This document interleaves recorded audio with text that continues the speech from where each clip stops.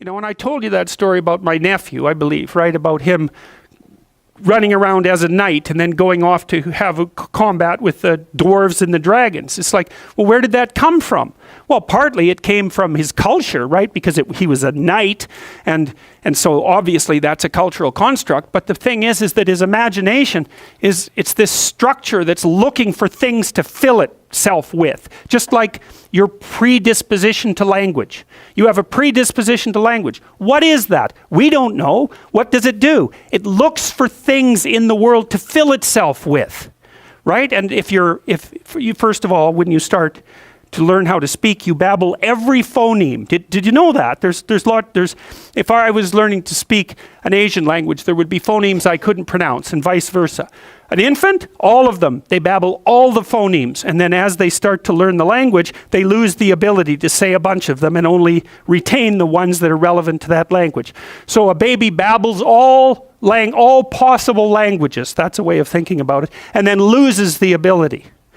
So that's you can see there. So you could say, well, you manifest the potential to be possessed by the set of all possible archetypes. It's built into your biology.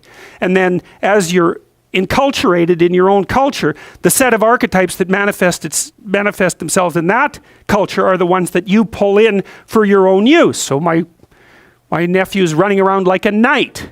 Well, you know, if he would have been born in the middle of the Amazon, he would have been running around with a bow and, you know, a poisoned arrow and a bow. It's the same thing.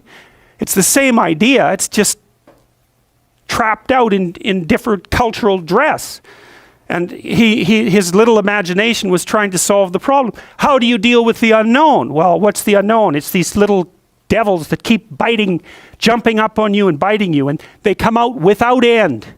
So just killing them, it's like cutting the head off the Hydra, right? 7 more grow. Well, what the hell good is it to solve one problem when there's just a bunch more problems that are going to come after you? And that's everyone's question. That's the ultimate question of nihilism, right? Why bother solving a problem if all that's going to happen is that 20 more problems are going to come your way? Why not just give up and die? Well, right, it's a good question. It's a good question, right? Is the suffering so intense that the whole game should just be brought to an end? That's another fundamental question of existence. And people who've become truly malevolent answer that question in the affirmative. They say, it's too much, we should destroy it.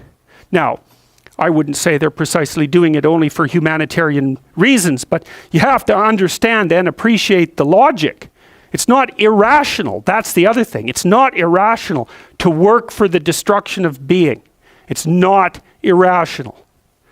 In fact, it might be the most rational thing you could come up with. Depends on your initial set of presuppositions. So, Jung, down into the belly of the beast, so to speak, to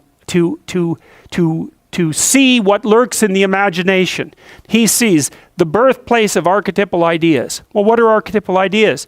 They're patterns you could think about them as representations of patterns of adaptive behavior. And so then you might ask, well, where did they come from? Well, that's part of what I've been trying to teach you about. They evolved, as far as I can tell, right? They evolved collectively, is that our society, and this is the dominance hierarchy idea. Dominance hierarchies set themselves up as a matter of course. They're the standard way that animals organize themselves in a territory. Well, okay, human beings are watching those dominance hierarchies since we became self-aware, thinking, what the hell are we up to? What the hell are we up to? And there's a question that lurks in there. What constitutes acceptable power? What constitutes acceptable sovereignty? Who should lead? Who should rule? What should be at the top? Well, we talked about that. The Mesopotamians figured that out. Speech and vision. That's Marduk. Speech, vision, and the willingness to confront the terrible unknown. That's what should rule. Well, what? Is that an arbitrary idea, or is that a great idea? How could it be any other way? Well, that's what human beings are like. And I don't think that you can read the Mesopotamian story and understand the reference, which isn't an easy thing to do, and fail to draw that conclusion. Marduk has eyes all the way around his head. He speaks magic words. He goes off to fight Tiamat, the dragon of chaos. Well, what's that? That's the reptilian predator that lurks in the unknown, Well, is any of that, is there anything about any of that that stands in opposition to what you would presume if you were just analyzing our situation from a purely biological perspective?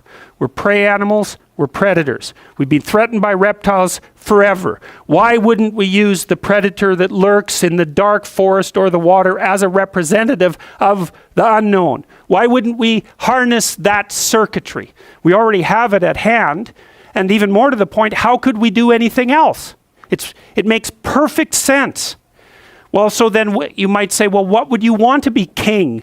You could say king of the world or king of your own soul. What do you want to subordinate yourself to? How about your heroic willingness to encounter the unknown and articulate it and share that with people? There's no nobler vision than that. And I don't see that it's merely arbitrary. And it's not merely arbitrary too, because if you do that, to the degree that you do that, assuming your society isn't entirely corrupt, you will be successful. It will actually aid you practically. You'll rise up above men. You'll be selected by women. You'll be admirable. You'll be valued. And you know that because if you look at the people that you admire and value, again, unless you've taken a detour into dark places and are possessed with admiration for people who are working for malevolent purposes and for destruction, you just have to watch the people that you admire and try to figure out what's common across them and draw your own conclusions. And you can ask yourself too, when you're torturing yourself with your conscience because you're not doing what you should be and you know it, what is it that you're torturing yourself in relationship to? You have a vision of your own ideal and you torment yourself if you're not matching it. What's the ideal? Well, you don't know, right? It's kind of incoherent and poorly articulated, but that doesn't mean it isn't trying to manifest itself and make itself known to you.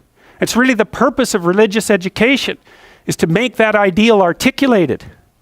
Well, we've lost that. It's not a good thing.